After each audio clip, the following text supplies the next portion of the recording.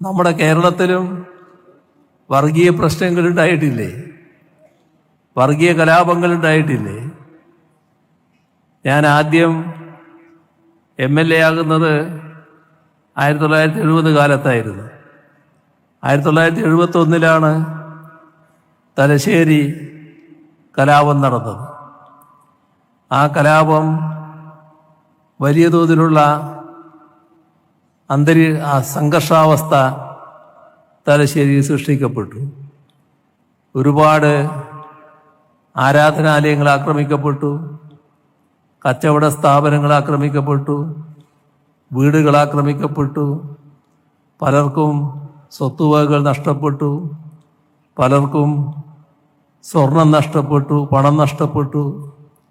അങ്ങനെ പലതും നഷ്ടപ്പെട്ട ജനവിഭാഗങ്ങൾ. എന്നാൽ അവിടെ ഒരു ജീവൻ നഷ്ടപ്പെട്ടു. ആ ജീവൻ നഷ്ടപ്പെട്ടത് ഞങ്ങളുടെ ഒരു സഖാവിൻ്റെ ജീവനായിരുന്നു. അദ്ദേഹം എങ്ങനെയാണ് ജീവൻ നഷ്ടപ്പെടാനിടയായത്? അവിടെയുള്ള കലാപം ശമിപ്പിക്കുന്നതിന് വേണ്ടി ഞങ്ങൾ ആ കാലത്ത് സ്വീകരിച്ചൊരു സമീപനമുണ്ടായിരുന്നു. ആത്മാഹൂതി ചെയ്തു പോലും മതനിരപേക്ഷത സംരക്ഷിക്കുക എന്നതായിരുന്നു അന്ന് ഞങ്ങൾ നൽകിയ ആഹ്വാനം. അതിൻ്റെ ഭാഗമായി എല്ലാ സ്ഥലങ്ങളിലും വളണ്ടിയർമാർ ആരാധനാലയങ്ങൾ സംരക്ഷിക്കാൻ വരെ കാവൽ നിന്നു. അങ്ങനെ കാവൽ നിന്ന ഒരിടമായിരുന്നു മെരുവമ്പായി പള്ളി. ആ മെരുവമ്പായി പള്ളി ആക്രമിക്കാൻ അന്ന് ഈ കലാപത്തിന് നേതൃത്വം കൊടുക്കുന്ന വിഭാഗം എത്തി. അത് RSSന്റെ അറിയപ്പെടുന്നവരടക്കമായിരുന്നു.